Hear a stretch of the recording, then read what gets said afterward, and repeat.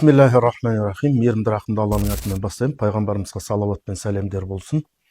Бүгінгі таңда ақпарат желісінде біз жиі байқаймыз, кез келген адамның осы дінге қатысты әртүрлі өздерінің ойларын білдіріп жатады. Бұл әрине ағаттық, себебі торғай сойса да қасапшы сойсын деген дана халқымыз дін туралы өзі діннің мамандары айтса, тарихты өз тарихшыларымыз айтса, әдебиетті әдебиетшілеріміз айтатын болса, осы нәрседе береке болады.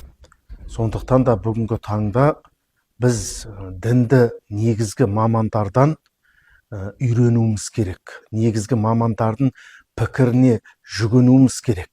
Міне сол уақытта біз дұрыс дінге қатысты мәлімет ала алатын боламыз.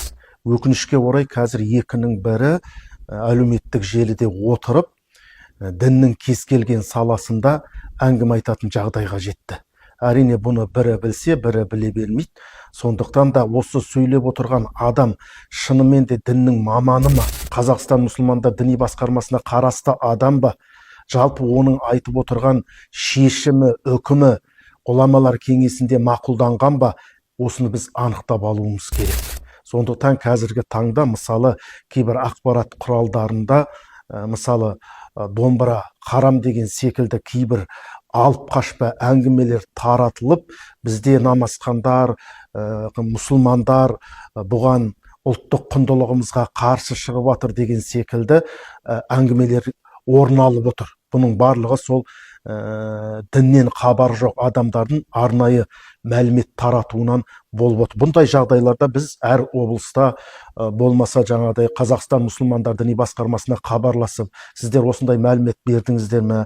Осы мәлімет қаншалықты рас? Соны не анықтап, егжей-тегжейлі біліп алғанымыз абзал болады. Міне сондықтан да құрметті халайық, біз жаңағы ақпарат құралдары әлеуметтік желідегі айтылған мәліметке біз нақты көз жеткізбейінше не істемеуіміз керек? Дінде осылай екен, мұсылмандар осындай ұстанымда екен деген секілді қате пікірге жол беріп қоймауымыз керек.